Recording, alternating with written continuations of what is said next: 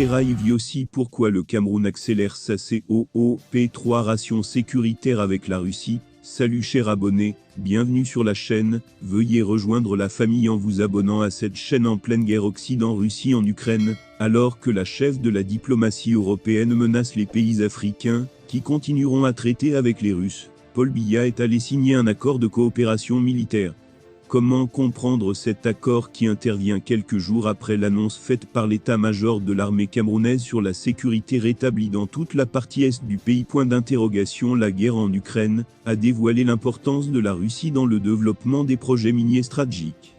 Depuis 2004, bien qu'ayant encaissé plusieurs dizaines de milliards du gouvernement camerounais pour développer le projet cobalt-nickel-manganèse de Nkamuna, parmi les plus grandes réserves au monde, l'entreprise américaine Jovic n'a jamais convaincu un seul partenaire financier. La Russie serait un plan B du projet de Nkamuna depuis l'entrée en négociation du puissant conglomérat russe actionnaire du géant russe Norilsk Nickel, qui extrait 5% du nickel dans le monde, et n'a pas fait l'objet de sanctions. Au-delà du nickel, il y a la bauxite, car Rusal est un des plus gros partenaires de la Guinée-Conakry. Dans ce registre, 5 champs chinois sont déjà sur le starting block énergie. La Russie via Gazprom est l'unique client du gaz naturel liquéfié de Kribi, faisant de la SNH une entreprise hautement stratégique du Cameroun. PJLSC du qual est le plus grand producteur russe de pétrole.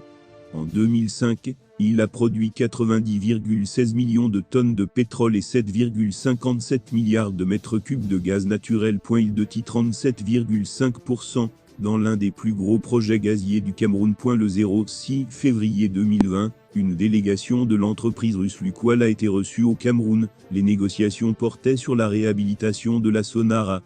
L'occasion de rappeler qu'en 2015, la société russe Rusgaz Engineering Group, basée à Moscou, avait été retenue par le Cameroun pour la construction d'une deuxième raffinerie de pétrole à Kribi. Cet acte de courage et de détermination du président Biya n'est pas nouveau, car en 2000, il était parmi les premiers chefs d'État à ratifier le projet du Fonds monétaire africain.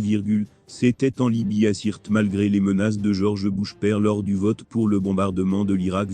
Paul Biya avait adopté une position de neutralité. Pourtant son vote était déterminant. Il suffisait que 2 des membres indécis s'allongent plus loin. En 2011, il a organisé un voyage en Chine, après qu'Hillary Clinton soit venue menacer les Africains qui iraient faire affaire avec les Chinois. Le développement des projets miniers est au cœur de la stratégie nationale 2030, SN30.